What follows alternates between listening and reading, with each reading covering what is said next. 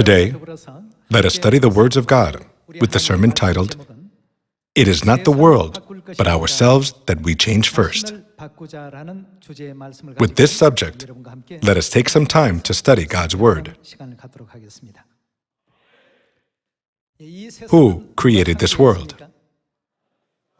Among all things, is there anything that was not created by the will of God? Everything was created by the will of God. However, as the level of our realizations has not reached high enough, we habitually wish the world to change this way or that way. It is a wrong habit to want that. The great will of God in creating this earth lies in our salvation and our future, doesn't it? If so, this earth cannot be changed. It can never become different. If there is something that can change, what is it? It is us. Sometimes we complain and grumble when something is not sufficient, and we don't feel content when things don't go the way we want them to go. How good will it be if everything goes just the way we expected? However, there is one thing that we must keep in mind whenever things don't go well. It is to remember that this earth is the city of refuge. Can we do anything as we please in the city of refuge? Everything has restrictions. We can't do whatever we want to do. We can't avoid whatever we don't want to do either. This is what the city of refuge is like. The earth is the spiritual prison where the souls who have sinned are confined, right? Many times, I too wish the gospel to be done this much or that much.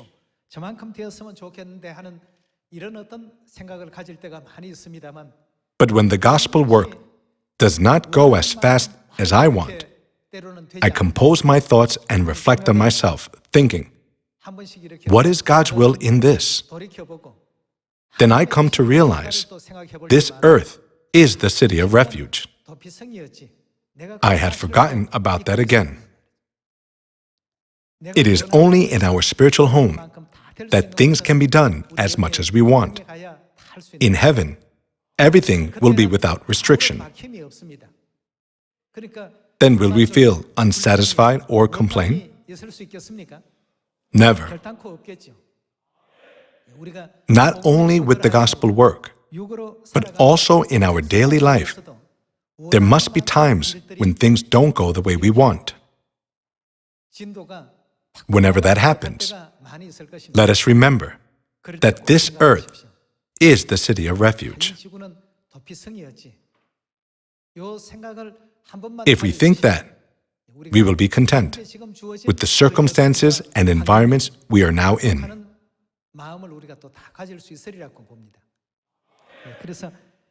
Let me tell you a story about a kingdom. Once upon a time, there was a great king. Since the king governed his kingdom very well, there was no beggar to be found, and everybody lived in peace.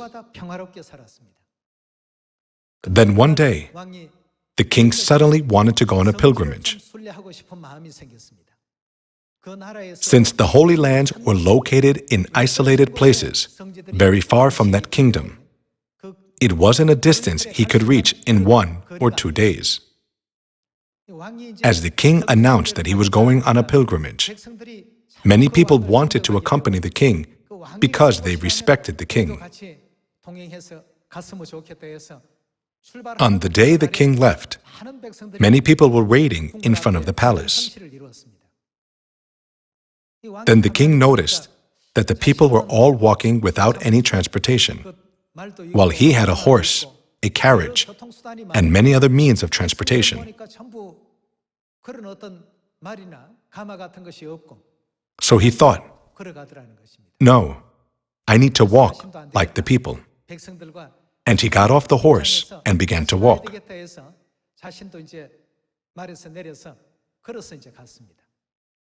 While walking, he found out that some people were barefoot.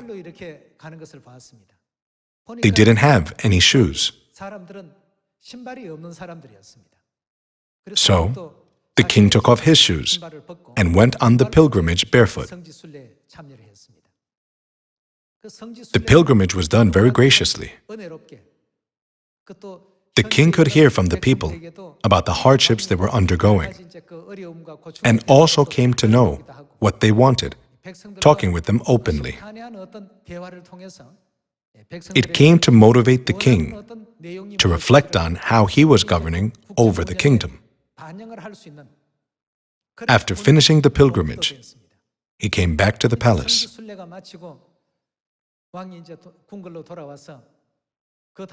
The next day, his feet began to swell because he had never walked barefoot before. When his feet began to swell, he thought about it carefully. The king really loved his people. Then he realized that most of the paths he walked were rocky paths, and none of them were paved. When his feet hurt so much, he thought of his people. If my feet are like this, how hard it must be for the people with no shoes to go on a pilgrimage. So, he held a meeting and told the ministers to cover every path to the Holy Lands with cowhide.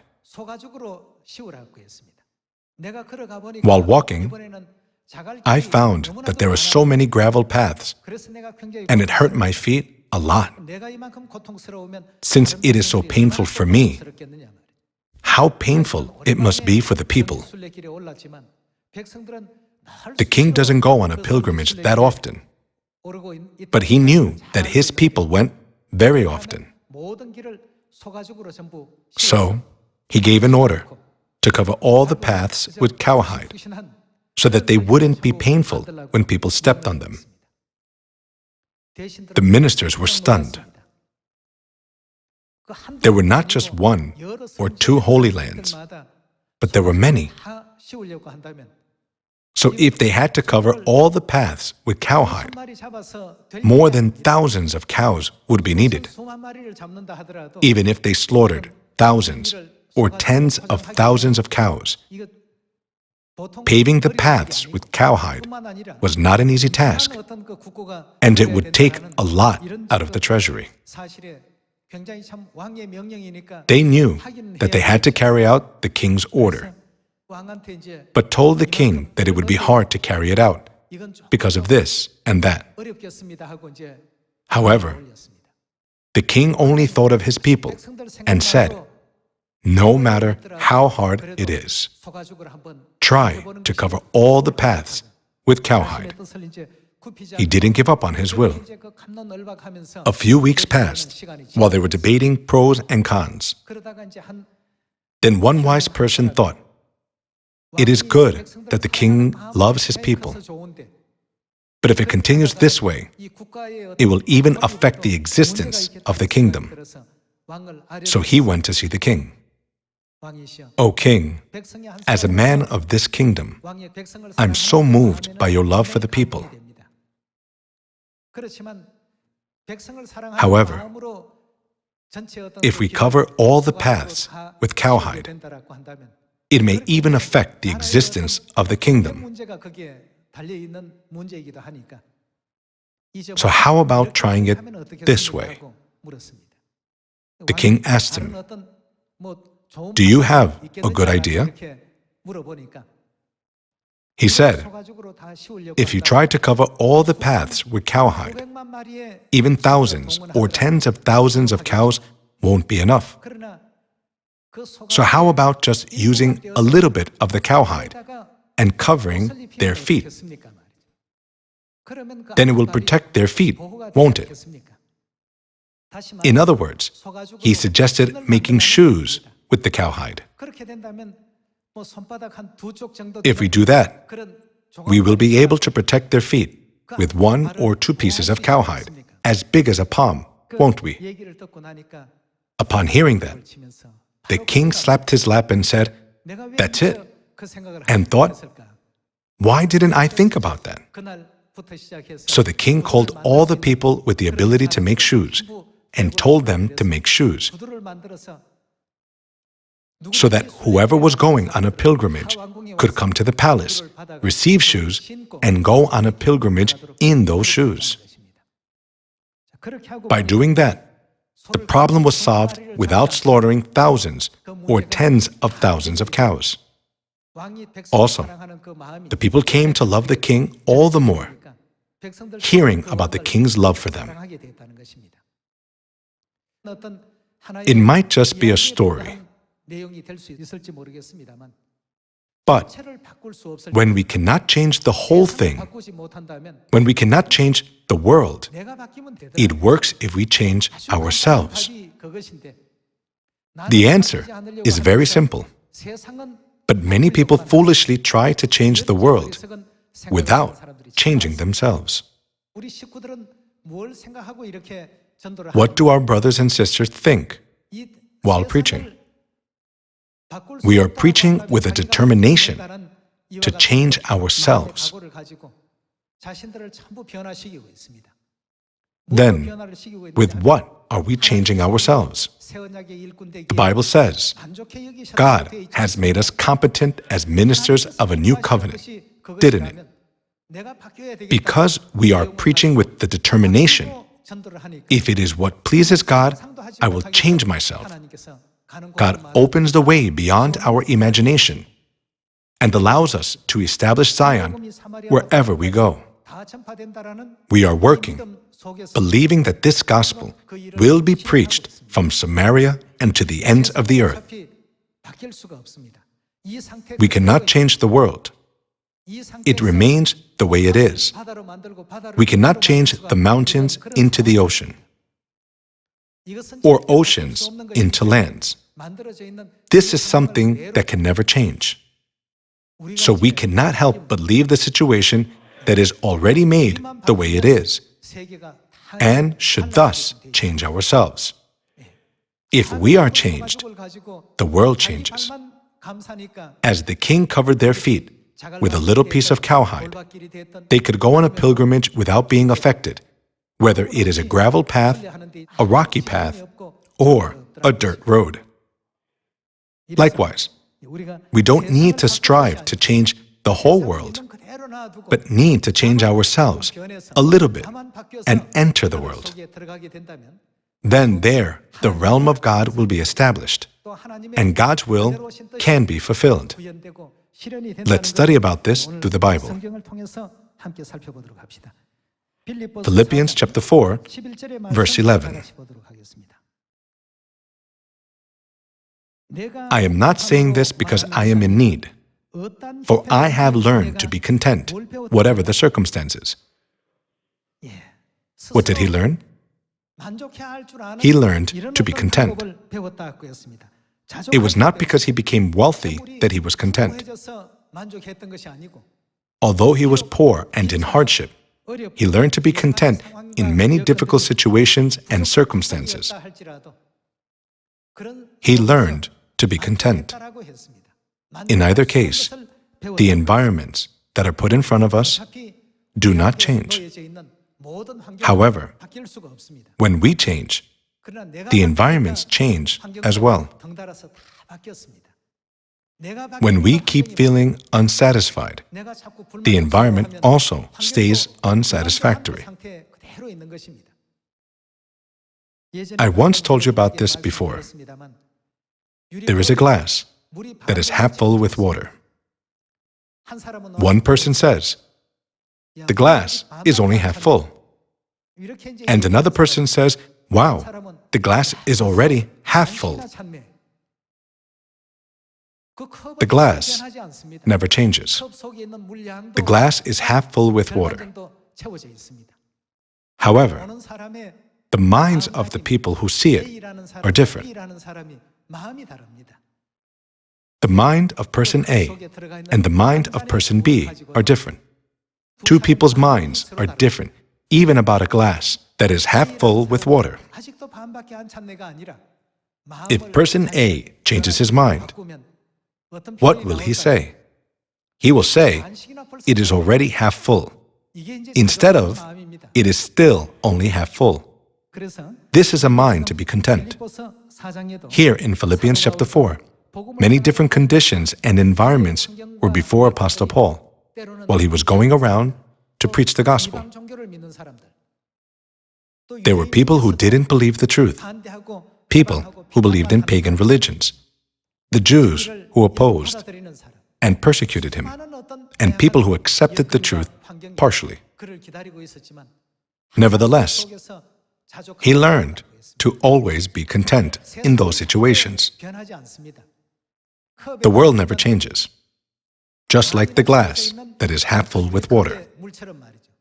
When it is half full, we must change our minds, whether we will say, it is only half full, or it is already half full.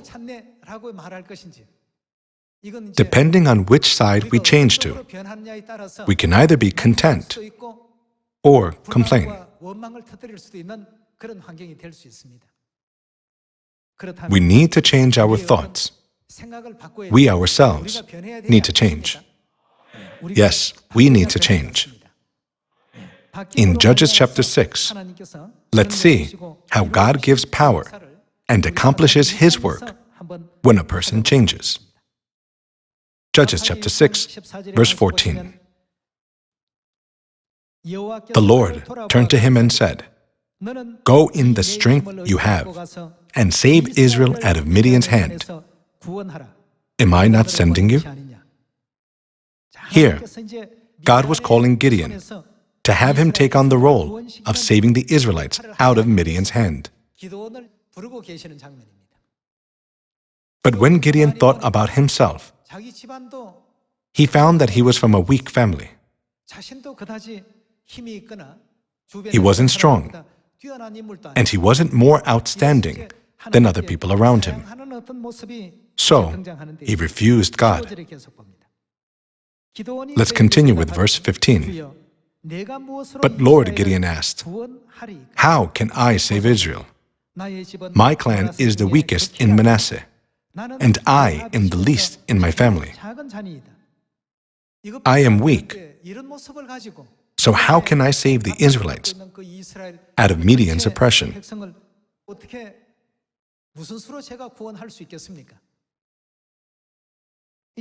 This is what Gideon thought when he looked at himself. Let's continue with verse 16. The Lord answered, "I will be with you, and you will strike down all the Midianites together." God kept helping him and encouraging him.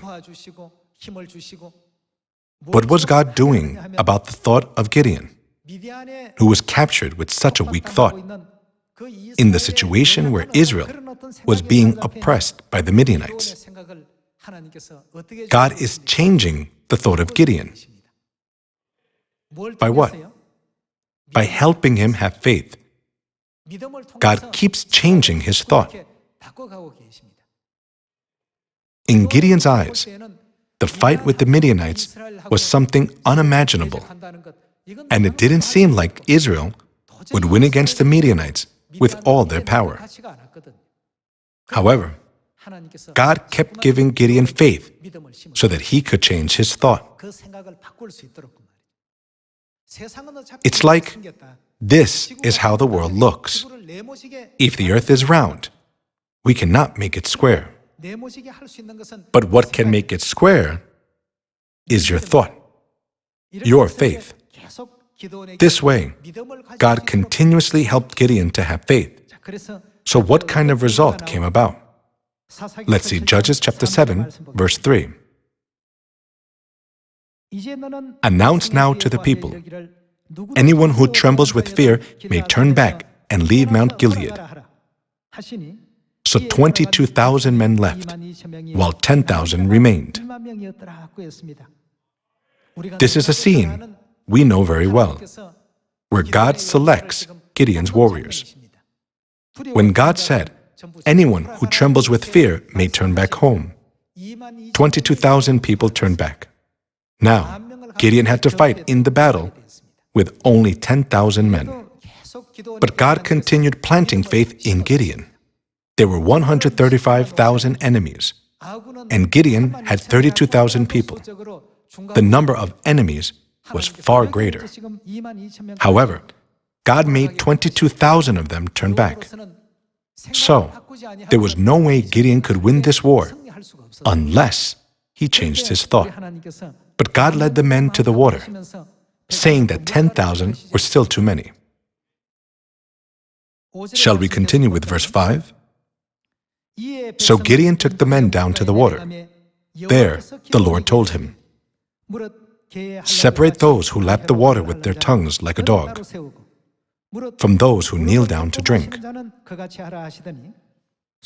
300 men lapped with their hands to their mouths. All the rest got down on their knees to drink. Here, God said, "Except 300 people, send back the rest." It is more and more unbelievable.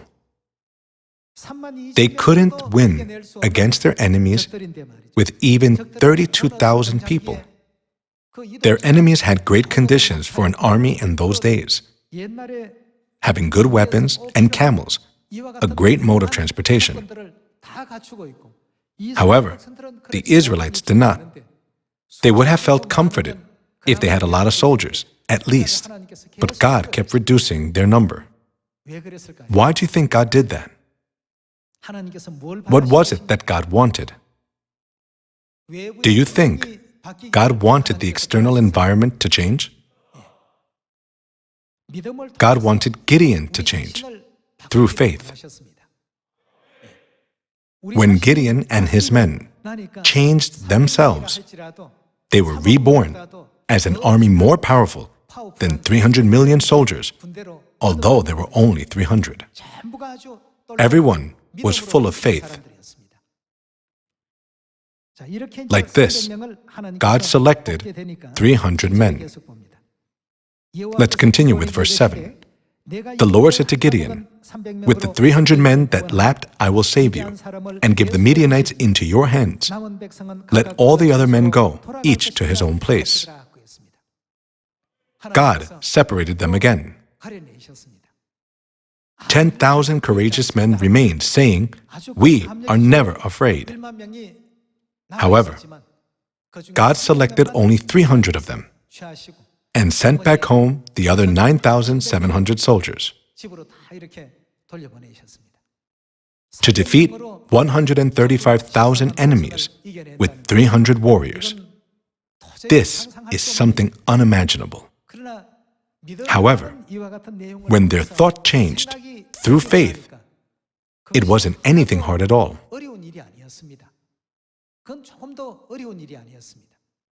So, what kind of result came about? Victory came about, didn't it? Gideon's warriors were not harmed at all. God made the enemies attack each other and gave victory to Gideon and his warriors in the end. Everybody, if we keep looking at the external environment, we come to think, it can't be done because of this reason, and that can't be done because of that reason. If the external environments are not going to change, then we ourselves need to change. It means, if we cannot cover all the paths with cowhide, we must have wisdom to make shoes to protect our feet. If the external environments are not going to change, we need to change ourselves, right? Let's continue with verse 19. Gideon and the 100 men with him reached the edge of the camp. At the beginning of the middle watch, just after they had changed the guard, they blew their trumpets and broke the jars that were in their hands. The 3 companies blew the trumpets and smashed the jars, grasping the torches in their left hands and holding in their right hands the trumpets they were to blow. They shouted, "A sword for the Lord and for Gideon." While each man held his position around the camp, All the Midianites ran, crying out as they fled. When the 300 trumpets sounded, the Lord caused the men throughout the camp to turn on each other with their swords. The army fled to Bethshittah, towards Ze'erah, as far as the border of Abel-Meholah, near Tabith. Israelites from Naphtali, Asher, and all Manasseh were called out, and they pursued the Midianites. Like this, a great number of people died in the dark. As the Midianites regarded their own men as enemies and killed each other, the Israelites were able to defeat 135,000 soldiers with only 300 warriors. God gave such an amazing result. Everybody, our God is the creator of the universe. God said that this earth is like a drop of water in the universe and like a small speck of dust on a scale. The earth is not a big space for him at all. It is a very small space. We need to always think that we are living in this kind of a place. There is a difference between what seems big in our eyes and what seems big in God's eyes.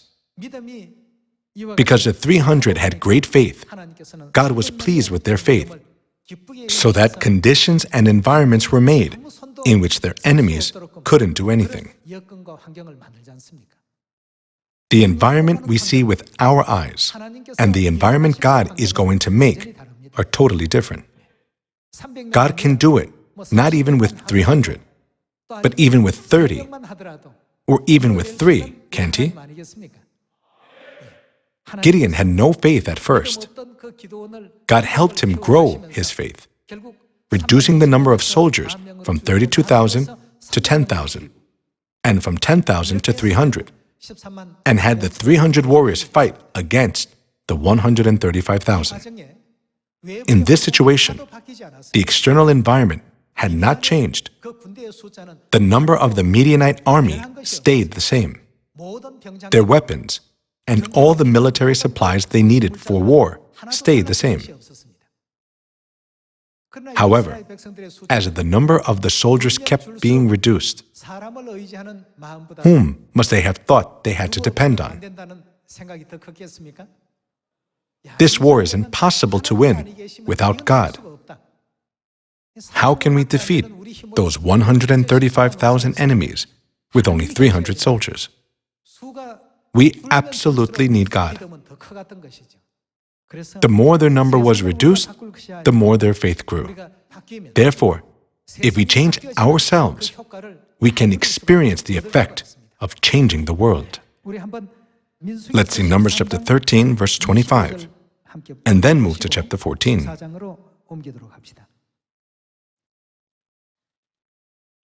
At the end of 40 days, they returned from exploring the land. They came back to Moses and Aaron and the whole Israelite community at Kadesh in the desert of Paran. There they reported to them and to the whole assembly and showed them the fruit of the land. They gave Moses this account: "We went into the land to which you sent us, and it does flow with milk and honey. Here is its fruit. But the people who live there are powerful, and the cities are fortified and very large. We even saw descendants of Anak there. Descendants of Anak are giants. They even saw descendants of Anak there. The Amalekites live in the Negev.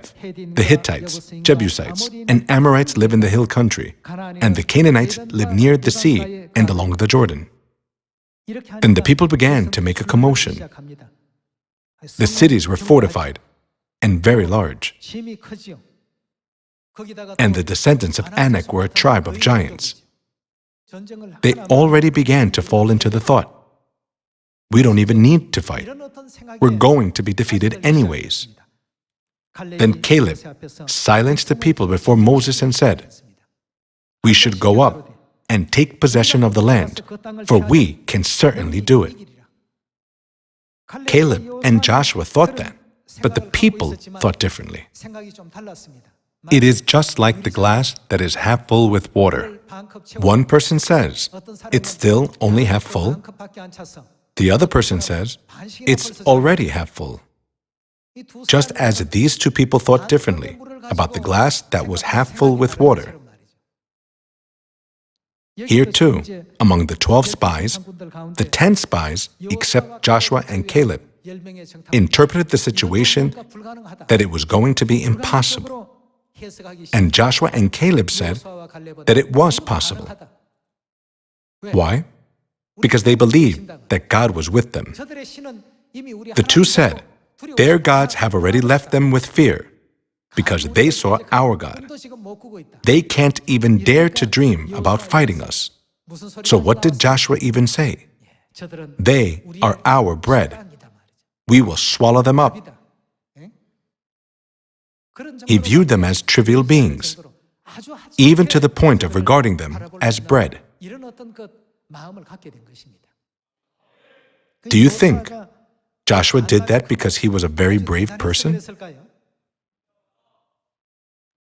Joshua always kept God's promise in his heart. The voice of God who said, I will give you the land of Canaan, flowing with milk and honey, kept echoing in his ears. God promised us this land, so how can this land not become ours? If we go, we will certainly win. Like this, Joshua and Caleb calmed the people down. However, since the 10 spies had already said many negative things, the people began to complain in the end. Let's continue with verse 30. Then Caleb silenced the people before Moses and said, we should go up and take possession of the land, for we can certainly do it. But the men who had gone up with him said, we can't attack those people. They are stronger than we are. The people said, oh no, we're all going to die. Because the 10 spies complained, saying, we are all going to die. The 12 spies were the heads of the 10 tribes. They were sent to explore the land because they were considered to be faithful and strong. But as they complained, the people wailed all night. We are all going to die even before we enter the land of Canaan. Let's see chapter 14, verse 1. That night, all the people of the community raised their voices and wept aloud. All the Israelites grumbled against Moses and Aaron, and the whole assembly said to them, if only we had died in Egypt or in this desert. People come to say that when they are filled with dissatisfaction. That is why we must always be content. This earth is the city of refuge, and it cannot be changed. This reality can never change. It means that things just don't go the way we want on the earth. While living in the world, where things don't go the way we want, if we think, why doesn't this work? Why? Then we come to grumble and complain. Since Apostle Paul understood all these things, he kept learning to be content. The situations that he was in were not going to change, though he complained. The external environments never changed. What needs to change is our point of view. Then, we can never have complaints in us, but have complete faith. Let's see verse 3. Why is the Lord bringing us to this land, only to let us fall by the sword? Our wives and children will be taken as plunder. Wouldn't it be better for us to go back to Egypt? And they said to each other, we should choose a leader and go back to Egypt. Then Moses and Aaron fell face down in front of the whole Israelite assembly gathered there. Joshua, son of Nun, and Caleb, son of Jephunneh, who were among those who had explored the land, tore their clothes and said to the entire Israelite assembly, the land we passed through and explored is exceedingly good. If the Lord is pleased with us, He will lead us into that land, a land flowing with milk and honey, and will give it to us. Only do not rebel against the Lord. And do not be afraid of the people of the land, because we will do what? We will swallow them up. We will swallow them up. In the King James Version, it says, they are bread for us. It means that they are nothing, very insignificant. Because we will swallow them up, their protection is gone. But the Lord is with us. Do not be afraid of them. What kind of people did God allow to enter the land of Canaan? The outside world had some great power that they could not dare to approach. However, Joshua and Caleb said, God is with us. Their great power is nothing in front of God. We can definitely defeat them. Because Joshua and Caleb had this strong faith, they were able to calm them down and said, they are just bread for us. So why do you fear them? Hearing that God is coming with His army, their God has already run away. The God that protects them is gone. How strong can they be? We have nothing to worry about. They calm down the people like this. However, in the eyes of the people and the 10 spies, the power of their enemies looked bigger than that of God. So God thought, these people cannot enter the land of Canaan in this situation, and made them go backwards. They could have entered the land of Canaan very soon. Seeing their faith, God made them retreat and wander for 40 years on the way to the land of Canaan. Everybody, when we see this history, we can learn that we must not want the world to change. Since this place is a city of refuge, everything that happens before us is difficult. Every condition is unfavorable. Though the conditions before our eyes look difficult, we need only to change ourselves, right? How can we change our perspective, which views the earth as something so large? We need to view this earth from outer space. When we look at the earth from Saturn, I showed it to you once before. When you saw it on the screen, how big was the earth? It was very, very tiny. It was as small as a grain of sand. We can't even see its shape. That's how small the earth is. No matter how big something is here, can it be compared with God, who operates the whole universe? So when Joshua and Caleb viewed the enemies with the eyes of faith in God, they were nothing. They said, God promised to give us this land. So why do you think it is impossible? Everybody, please have the eyes of faith and remember the voice of God who said, this gospel will be preached in Samaria and to the end of the earth, and then the end will come. When we change, the world changes by itself. We often say, here people are so arrogant that they don't open the door. Here there are too many Muslims, so it doesn't work. Here there are too many Hindus. Instead of saying it doesn't work, we need to wait for the right time, because there is a time God will open the door. If a person repeatedly says, it doesn't work, it shows that he doesn't believe in God, and that he doesn't want to change himself. Instead of viewing the earth from inside, let your souls escape from the earth at least once, and look at the earth from the outside. The earth is truly like a tiny dot. Whoever He works through, God fulfills His will. Although there is no speech or language where their voice is not heard, how far will their voice go? In the book of Psalms, God already said that it will go out into all the earth. Everybody, we don't need to say, I want the environment to change like this. I want it to change in this way. Instead of trying to change the world, which will not change, if we look at the world with faith, the world will have been already changed. Let us change ourselves with that kind of faith. so that we can change the world beautifully into God's world. I hope this day will come quickly. Even for just this one fact, that our God is leading the gospel work, let us always give thanks and glory to God. By this, I would like to conclude today's word. Thank you very much.